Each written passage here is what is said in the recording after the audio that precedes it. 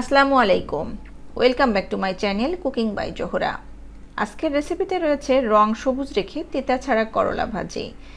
পুষ্টিগুণে ভরপুর এই করলা ভাজি শরীরের জন্য খুবই উপকারী।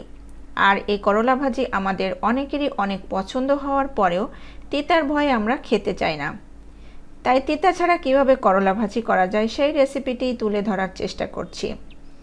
এই রেসিপিটি মাত্র 5 মিনিট হাতে থাকলেই করে নিতে পারবেন। তাহলে আর কথা না বাড়িয়ে চলে যাই মূল রেসিপিতে। প্রথমে আমি করলাগুলো এইভাবে স্লাইস করে কেটে নিয়েছি। এগুলোকে খুব বেশি পাতলা বা খুব বেশি পুরু করে কাটা যাবে না, এতটুকু পুরুত্ব রেখে কেটে নিতে হবে। এর ভিতরে যে বিচি থাকে সেটিকেও ফেলে দিতে হবে। আমি এখানে 250 গ্রাম করলা নিয়েছি। আরও নিয়েছি 3টি পেঁয়াজ। পেঁয়াজগুলো এইভাবে গোল গোল করে কেটে নিয়েছি। আরও নিব কিছু ছোট চিংড়ি। আপনাদের হাতের কাছে না থাকলে চিংড়িটা স্কিপ করতে পারেন, তবে দিলে অনেক বেশি টেস্টি হয়। এরপর মেইন রান্নায় চলে যাই। তার জন্য চুলায় একটি প্যান বসিয়ে পরিমাণ মতো তেল দিয়ে দিব।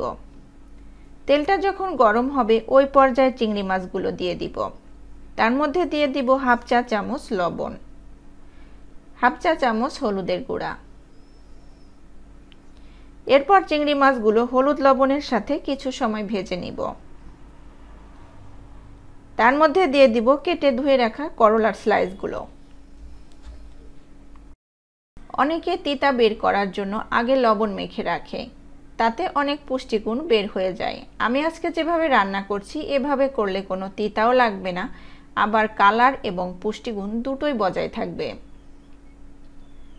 করলাগুলো দিয়ে চিংড়ি মাছের সাথে কিছু সময় ভেজে নিব।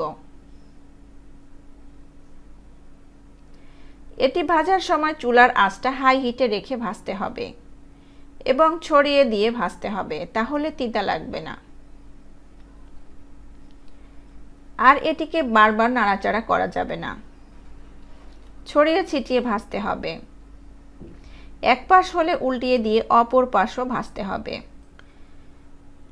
যখন 70% ভাজা হয়ে যাবে ওই পর্যায়ে 4টি কাঁচামরিচ ফালি আর সেই কেটে রাখা পেঁয়াজগুলো দিয়ে দিতে হবে। এরপর আলতো হাতে একটু নাড়িয়ে দিতে হবে। এভাবে ছড়িয়ে ছিটিয়ে কিছু সময় ভেজে নিলেই হয়ে যাবে। পেঁয়াজটা শেষ পর্যায়ে দিলে করলা একদমই তিতা হবে না। এভাবে করলাটা ভাজি করে গরম গরম ভাতের সাথে খেয়ে দেখবেন, এত বেশি মজা লাগে, না খেলে এর স্বাদ বুঝবেনই না। যারা করলা খেতে ভয় পায় তারাও চেয়ে চেয়ে খাবে। আশা করছি আমার আজকের এই করলা ভাজি রেসিপিটি আপনাদের কাছে অনেক বেশি ভালো লেগেছে। রেসিপিটি ভালো লাগলে লাইক, কমেন্টস এবং শেয়ার করতে ভুলবেন না। সেই সাথে আমার চ্যানেলটাকে সাবস্ক্রাইব করে অল বাটনে একটা ক্লিক করে রাখবেন, তাহলে আমার কোনো ভিডিও আপলোড করার সঙ্গে সঙ্গে নোটিফিকেশন আপনাদের কাছে পৌঁছে যাবে।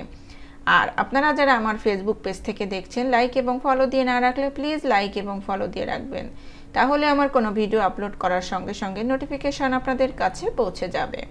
ভালো থাকবেন সবাই। আজকে এখানে বিদায় নিচ্ছি, পরবর্তী রেসিপি দেখার আমন্ত্রণ জানাচ্ছি। আল্লাহ হাফেজ।